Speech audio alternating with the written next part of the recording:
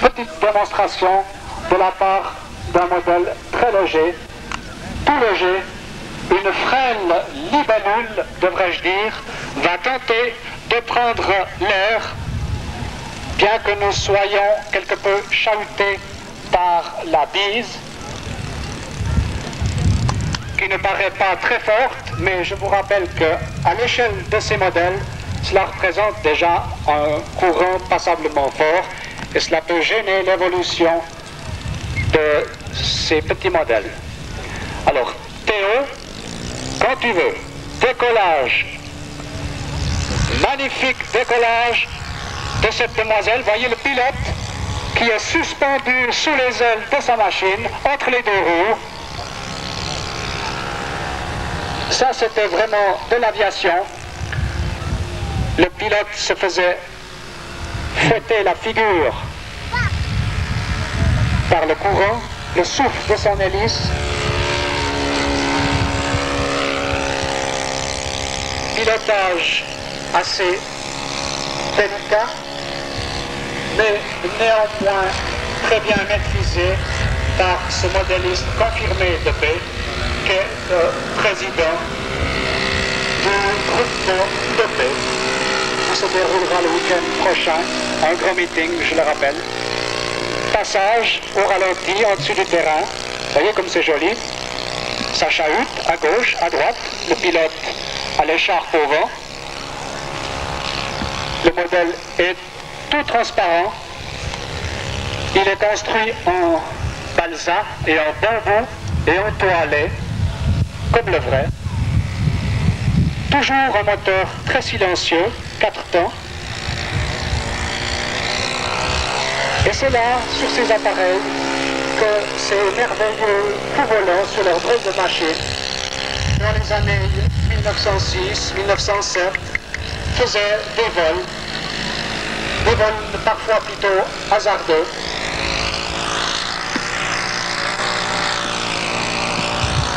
Voilà, passage au ras du terrain, on cueille les marguerites et on repart. Vous ne connaissez pas cet appareil, vous l'aurez vu voler.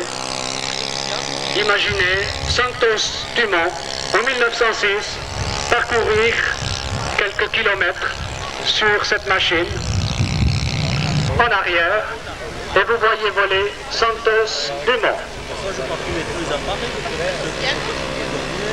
Alors tout de suite après cet appareil, un appareil, j'allais dire plus récent, il est tout aussi âgé. Il s'agira d'un Bucher Youngman.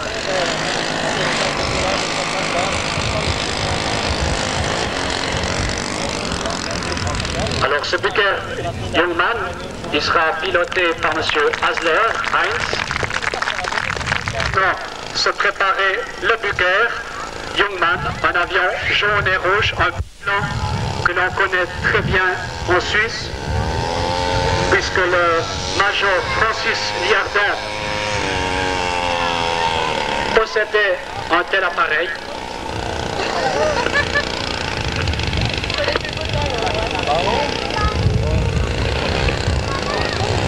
Donc le prêt a été construit dès 1936 et c'était un diplôme d'entraînement pour le combat aérien.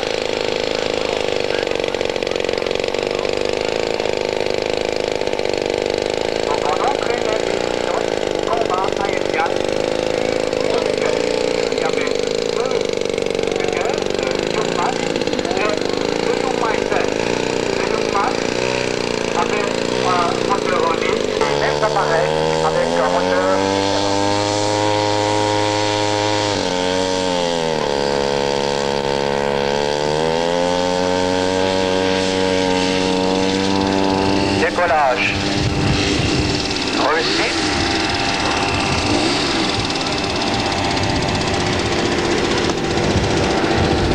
Le pilote prend de l'altitude, règle.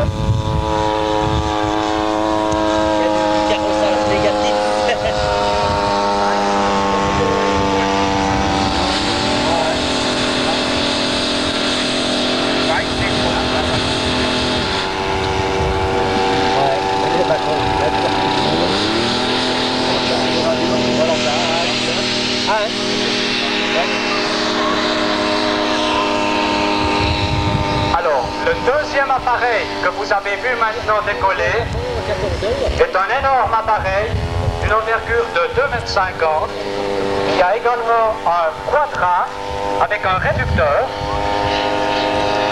Et cet appareil est un Sopwith E. La société Sopwith, fournisseur de la marine anglaise, était une société basée à Kingston upon Thames qui créa le pup, ce qui signifie en anglais le petit chien. La marine se servit de cet appareil à des fins d'exercice sur des navires porte-avions. Ces appareils sont encore considérés comme les meilleurs bibelots qui aient jamais été construits et livrés à l'armée anglaise.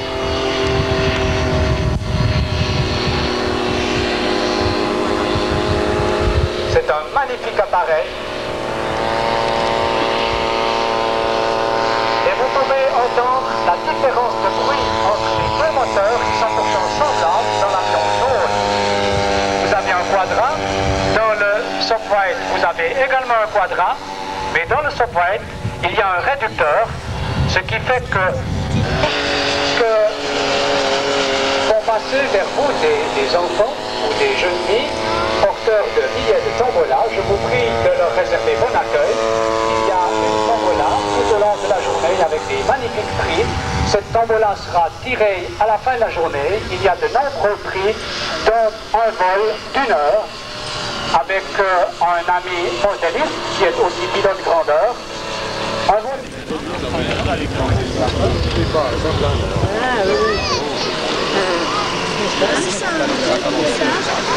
Moi aussi, c'est un vieux comme ça, Atterrissage également du Sopwith. C'est magnifique. Vous savez qu'il est très difficile de décoller et d'atterrir avec des biplômes, surtout par... Alors la petite montre noire qui avait été perdue, la petite watch avec un cœur marqué l'or, a été retrouvée. Elle est à disposition à la table de la régie, la table jaune, au bout de piste. Et on a trouvé une paire de lunettes. Elle est à récupérer à la lunette. La grande voilà, ces deux biplômes sont maintenant sur le chemin du retour.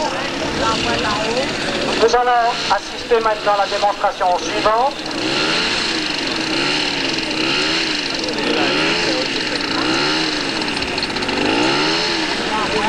Nous allons avoir un Pilatus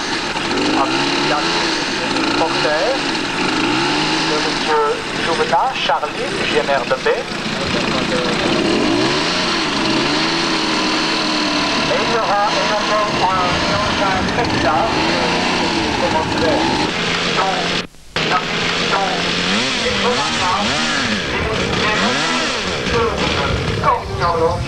c'est vraiment fantastique. Voilà, sur le terrain, nous voyons maintenant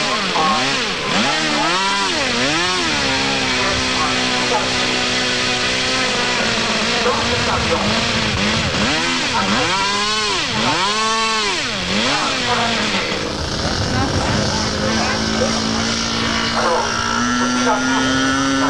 Copie le modélisme, puisque bien souvent, je dirais même presque toujours, avant de construire un appareil grandeur, on en fait la maquette et on teste la maquette avant de construire l'avion grandeur, afin de voir les caractéristiques du modèle.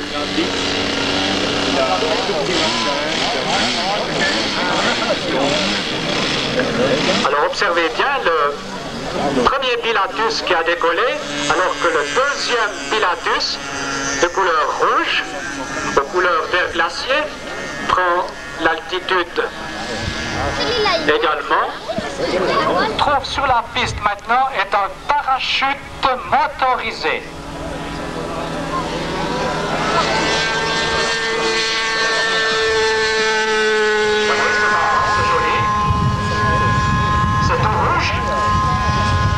C'est un parachute, un petit chariot sous le parachute avec un moteur propulsif et ça vole très bien.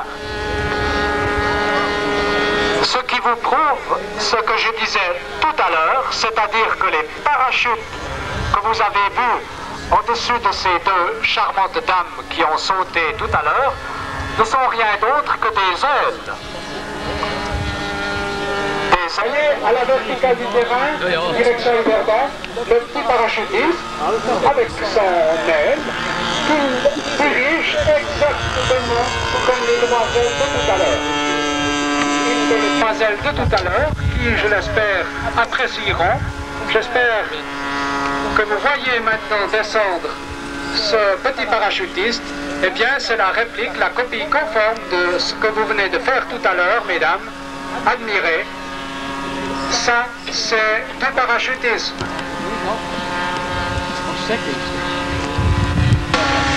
À torse nu, au milieu, vous avez M. Oswald Gantenbein et il y a M. Andris, tout en bout de terrain, direction Yverdon.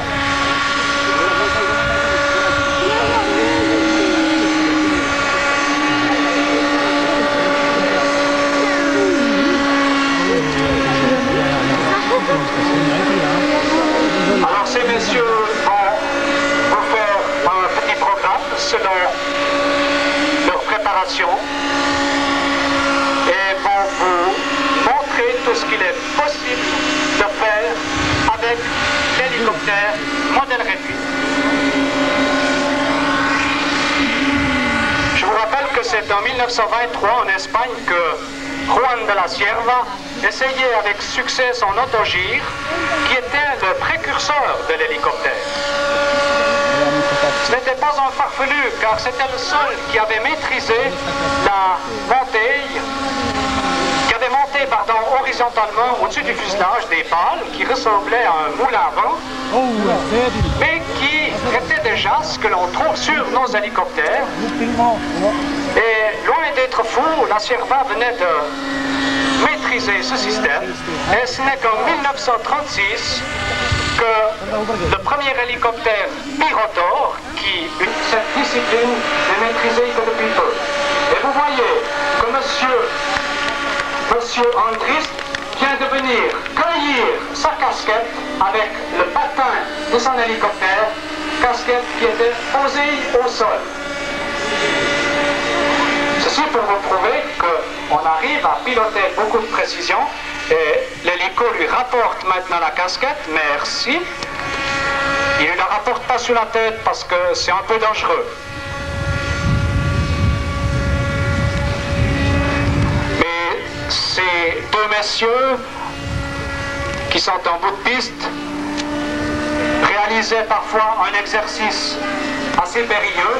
Ils venaient embrasser leur hélicoptère qui était en vol stationnaire. Et ils m'ont dit que maintenant, ils n'osaient plus le faire. Ils avaient un peu peur à cause du sida.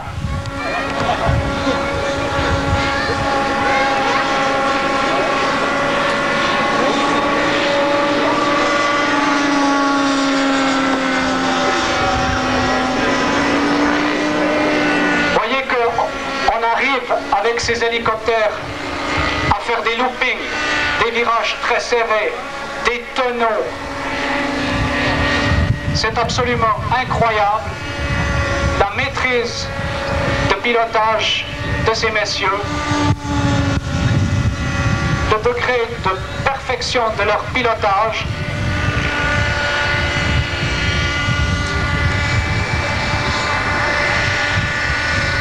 Et suivez bien l'hélicoptère qui se trouve maintenant à la verticale du terrain piloté par Oswald Gantenbein.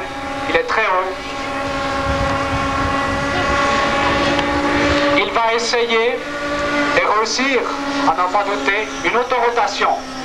C'est-à-dire qu'il va couper le moteur en l'air et l'hélicoptère va descendre avec simplement l'inertie de ses balles, sera freiné dans sa chute.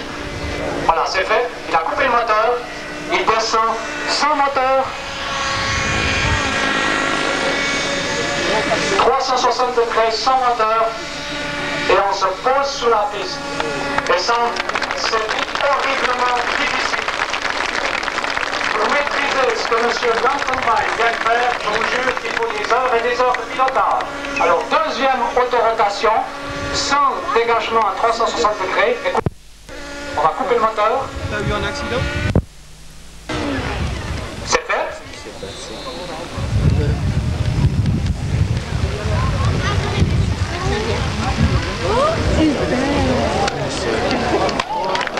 Et on se pose sans moteur. Ouais. Et t'as bossé? Ouais. C'était très beau. On remet le moteur en route, on se réaligne sur la piste et on recommence son atterrissage. Voilà. Alors on revient face à la piste, vous voyez qu'elle est très légèrement de travers, vous voyez l'appareil descend non pas dans l'axe exact de la piste, mais vient un peu de travers, pour se mettre juste au dernier moment dans l'axe de la piste, en appuyant sur l'aile. Voilà. Atterrissage, pilote son avion. Le pilote du planeur, lui, n'a rien à faire qu'à se laisser porter. Ça fait un drôle d'accouplement. Mais alors vous allez me dire, ça en aviation grandeur, ça ne se fait pas. Pardon. On l'a vu. Et il en existe la preuve. Vous avez certainement vu des photos de la navette spatiale juchée sur le dos du Jumbo Jet. Eh bien, tout comme on a fait les premiers essais de la navette spatiale alors qu'elle était juchée sur le dos du Jumbo Jet, tout comme on transporte cette navette spatiale de cette manière, on peut porter des planeurs, ce qui ne se fait pas en aviation grandeur. Pour les planeurs, ça ne s'est fait que pour la navette spatiale, je vous l'ai dit.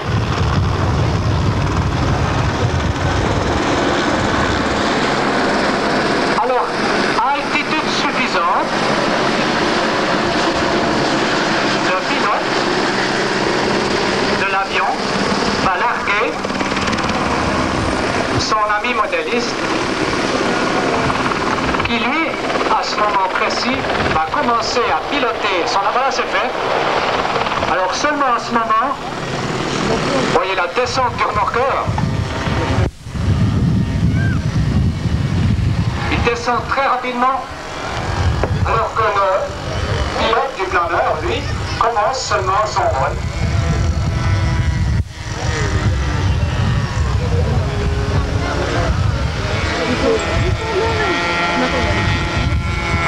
Alors, vient de prendre l'air également un avion d'acrobatie. Il s'agit d'un avion acro qui porte son ami E. Ce sont deux copains, deux amis modélistes qui habitent à B. Et ils volent ensemble, et pour cause, puisque l'un a un planeur et a besoin de l'autre pour se faire porter. Alors vous pouvez, comme ça, mettre n'importe quel planeur sur l'avion porteur. Et dans les groupements de modèles réduits, il y a comme ça, le week-end, des copains qui se dévouent avec un porteur. Et toute la journée, ils portent des planeurs, les planeurs de leurs camarades, pour que ceux-ci puissent effectuer leur vol.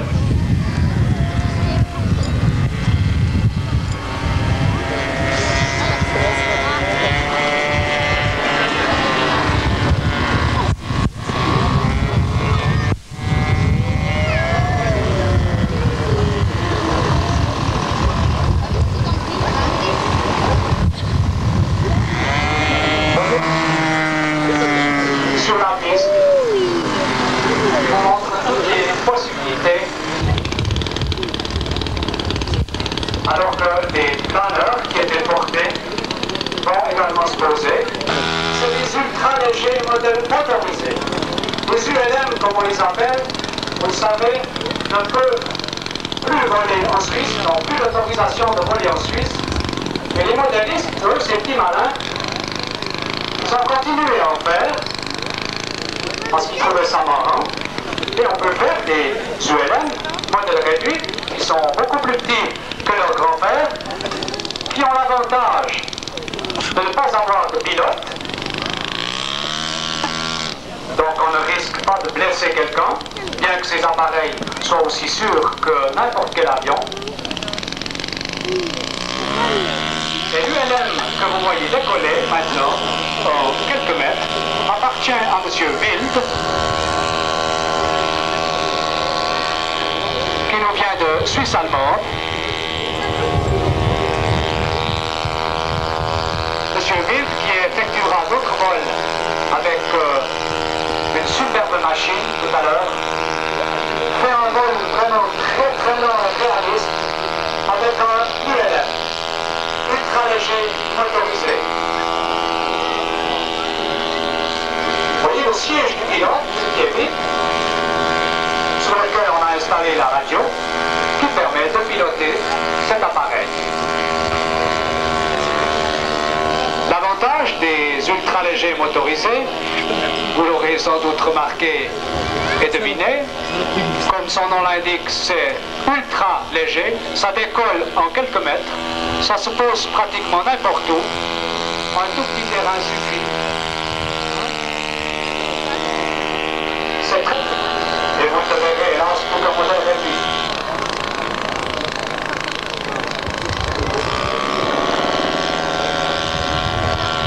D'autres pays autorisent encore le vol de ces machines et on en voit beaucoup en France, où il existe même des grands rassemblements, des grands meetings et des concours pour ce genre d'appareil. Alors qu'en Suisse, on ne permet de voler visuellement.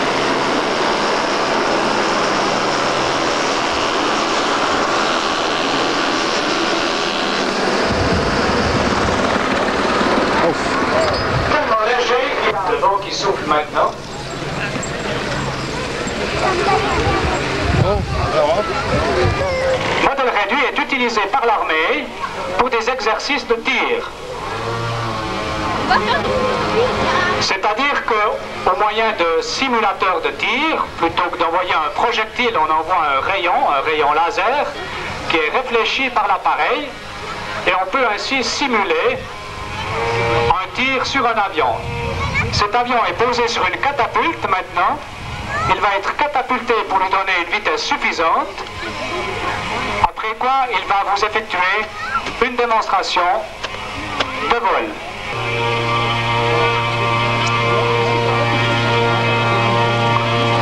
Moteur à fond. On va lâcher la cata. Attention. Et c'est parti.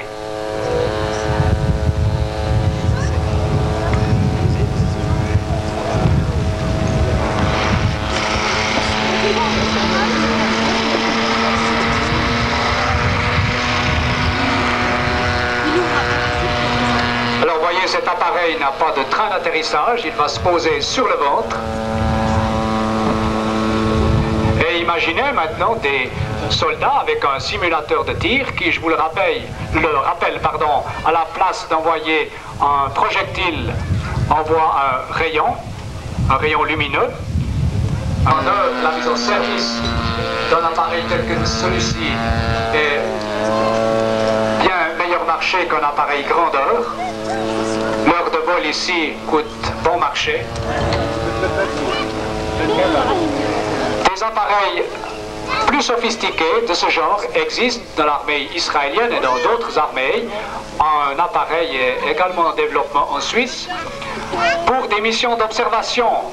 Et là, c'est un appareil beaucoup plus sophistiqué. Il s'agira d'avions espions qui peuvent parcourir un rayon d'environ 150 km, qui sont pilotés par un système très sophistiqué de recherche radar. Et on mettra...